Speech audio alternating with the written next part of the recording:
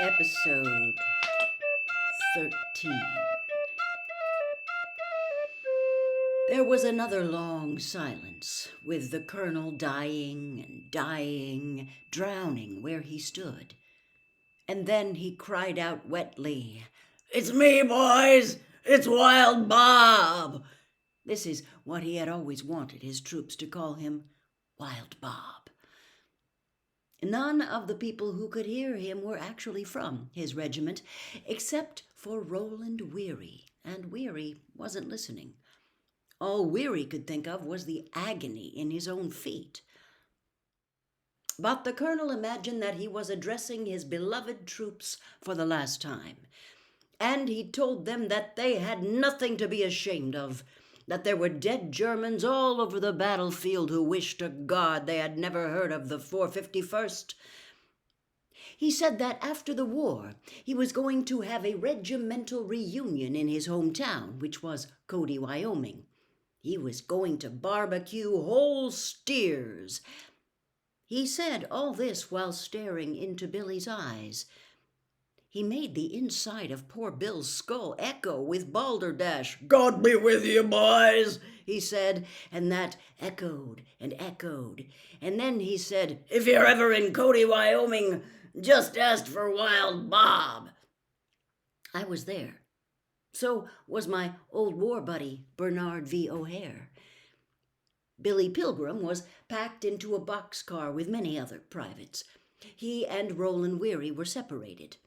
Weary was packed into another car in the same train. There were narrow ventilators at the corners of the car under the eaves. Billy stood by one of these, and as the crowd pressed against him, he climbed part way up a diagonal corner to make more room. He placed his eyes on a level with the ventilator so he could see another train about 10 yards away. Germans were writing on the cars with blue chalk the number of persons in each car, their rank, their nationality, the date which they had been put on board. Other Germans were securing the hasps on the car doors with wire and spikes and other trackside trash. Billy could hear somebody writing on his car, too, but he couldn't see who was doing it. Most of the privates on Billy's car were very young, at the end of childhood. But crammed into the corner with Billy was a former hobo who was 40 years old. "I've been hungrier than this," the hobo told Billy. "I've been in worse places than this. This ain't so bad." A man in a boxcar across the way called out through the ventilator that a man had just died in there. So it goes. There were 4 guards who heard him. They weren't excited by the news. "Yo-yo," said one, nodding dreamily. "Yo-yo." And the guards didn't open the car with the dead man in it. They opened the next car instead, and Billy Pilgrim was enchanted by what was in there. It was like heaven. There was candlelight, and there were bunks with quilts and blankets heaped on them. There was a cannonball stove with a steaming coffee pot on top. There was a table with a bottle of wine and a loaf of bread and a sausage on it. There were 4 bowls of soup. There were pictures of castles and lakes and pretty girls on the walls. This was the rolling home of the railroad guards, men whose business it was to be forever guarding freight rolling from here to there. The 4 guards went inside and closed the door. A little while later they came out smoking cigars, talking contentedly in the mellow lower register of the German language. One of them saw Billy's face at the ventilator. He wagged a finger at him in affectionate warning, telling him to be a good boy. The Americans across the way told the guards again about the dead man on their car. The guards got a stretcher out of their own cozy car, opened the dead man's car, and went inside. The dead man's car wasn't crowded at all. There were just 6 live colonels in there, and a dead one. The Germans carried the corpse out. The corpse was Wild Bob. So it goes. During the night, some of the locomotives began to tootle to one another and then to move. The locomotive and the last car of each train were marked with a striped banner of orange and black, indicating that the train was not fair game for airplanes, that it was carrying prisoners of war. The war was nearly over. The locomotives began to move east in late December. The war would end in May. German prisons everywhere were absolutely full, and there was no longer any food for the prisoners to eat, and no longer any fuel to keep them warm. And yet, here came more prisoners. Billy Pilgrim's train, the longest train of all, did not move for 2 days. "This ain't bad," the hobo told Billy on the second day. "This ain't nothing at all." Billy looked out through the ventilator. The railroad yard was a desert now, except for a hospital train marked with red crosses on a siding far, far away. Its locomotive whistled. The locomotive of Billy Pilgrim's train whistled back. They were saying, "Hello."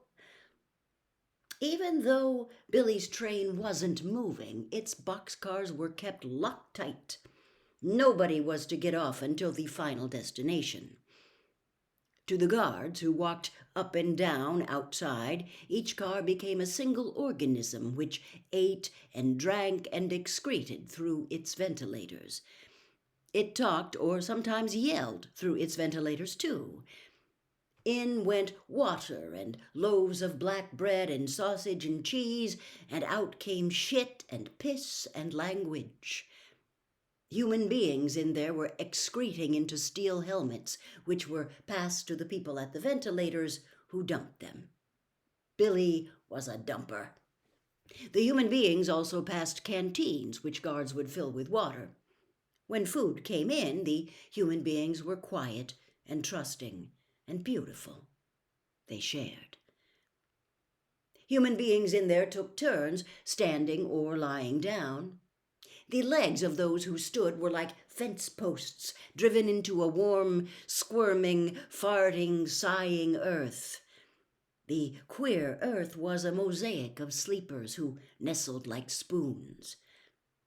Now the train began to creep eastward. Somewhere in there was Christmas. Billy Pilgrim nestled like a spoon with the hobo on Christmas night, and he fell asleep. And he traveled in time to 1967 again, to the night he was kidnapped by a flying saucer from Tralfamadore. Chapter 4. Billy Pilgrim could not sleep on his daughter's wedding night. He was 44. The wedding had taken place that afternoon in a gaily striped tent in Billy's backyard. The stripes were orange and black. Billy and his wife Valencia nestled like spoons in their big double bed. They were jiggled by magic fingers. Valencia did not need to be jiggled to sleep. Valencia was snoring like a bandsaw. The poor woman didn't have any ovaries or a uterus anymore. They had been removed by a surgeon, by one of Billy's partners in the new Holiday Inn. There was a full moon. Billy got out of bed in the moonlight. He felt spooky and luminous, felt as though he were wrapped in a cool fur that was full of static electricity. He looked down at his bare feet. They were ivory and blue. Billy now shuffled down his upstairs hallway, knowing he was about to be kidnapped by a flying saucer. The hallway was zebra-striped with darkness and moonlight. The moonlight came into the hallway through the doorways of the empty rooms of Billy's 2 children. Children no more. They were gone forever. Billy was guided by dread and the lack of dread. Dread told him when to stop. Lack of it told him when to move again. He stopped. He went into his daughter's room. Her drawers were dumped. Her closet was empty. Heaped in the middle of the room were all the possessions she could not take on a honeymoon.